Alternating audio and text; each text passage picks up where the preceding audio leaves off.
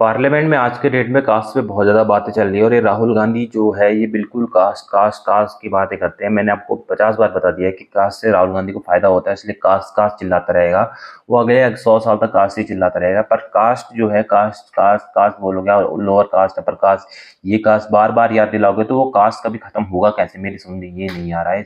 राहुल गांधी से कोई ये पूछे कि, और इसमें सारे रिस्पॉन्सिबल है, सारे के सारे वहाँ पे कास्ट पर डिबेट कर रहे हैं। पार्लियामेंट जो है इस जाति में इसी तरह से तो डिवाइड हुआ, इन्हीं लोगों की वजह से तो डिवाइड हुआ। कुछ लोगों की ड्रीम फुलफिल करने के लिए राहुल गांधी को प्रधानमंत्री बनना है और मोदी जी को पावर में रहना है, तो इसीलिए ये जो है कास्ट कास्ट कास्ट कास्ट बस इसी के ऊपर बातें करते रहेंगे। इनके अलावा इनके पास कोई डेवलपमेंट का मॉडल नहीं है कि इंडिया का फ्यूचर क्या होगा, इंडिया को किस तरह से क्या क्या चाहिए होगा। इंडिया, दिल्ली में इतनी सारी बाढ़ आ रखी है, इतने सारे लोगों की डेथ हो जा रही है वहाँ पे हर साल। ऐसे वायनाड में हो गया जहाँ की राहुल गांधी की कॉन्स्टिट्यूएंसी है, वहाँ पे राहुल गांधी नहीं जा रहे। वहाँ पे इतने सारे 150 लोग मर गए हैं, 150 लोग और अभी लापता हो रखे हैं। पता है 300-350 तक जा सकता है डाटा, जो इतने लोगों की डेथ वहाँ पे हो सकती है।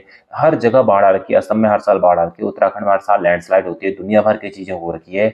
लेकिन इतना इनके लिए कम नहीं है। ये लोग जो है आज की डेट में भी हमें जो है हिंदुओं को स्पेशली जातियों में बांटने की कोशिश कर रहे हैं। और ये जाति जो है, लोग इतना ज्यादा जाति में बिलीव नहीं करते जितना ये जो नेता बिलीव करते हैं अपनी जाता है ओबीसी में। और जो लोअर कास्ट के लोग हैं उन्हें लगता है कि हर चीज जो है, जितनी प्रॉब्लम इंडिया में हो रखी है वो सारी की सारी जो अपर कास्ट की वजह से हो रखी है। हिंदुओं को लगता है कि जितनी प्रॉब्लम हो रखी है वो मुस्लिमों की वजह से हो रखी है। तो इस तरह के गलत फहमी जो बैठा रखे हैं सारे के सारे जो हमारे नेताओं ने बैठा रखे हैं, जब पार्लियामेंट जैसे इतने पवित्र स्थान में जाके इस तरह से बातें कर रहे हैं, इस तरह से आपस में कुत्ते बिल्लियों की तरह लड़ रहे हैं आपस में, चाहे किसी पॉलिटिकल पार्टीज के हो। और लड़ भी किस रहे, कौन सा मुद्दा है कि ये नहीं कि किस तरह से इतनी ज्यादा पॉवर्टी है इंडिया में उसको किस तरह से रिमूव किया जाए, इतनी इनइक्वालिटी है इंडिया में उस तरह से किसको हटाया जाए। बस केवल अपने एजेंडा को फुलफिल करने के लिए अडानी अंबानी का नाम लेके, कुछ कॉर्पोरेट के नाम लेके, इनसे नहीं कि कुछ कुछ काम किया जाए, इनके ऊपर कुछ लॉ बनाए जाए, इन सब चीज़ों को हटाने के लिए, अच्छा करने के लिए कुछ किया जाए।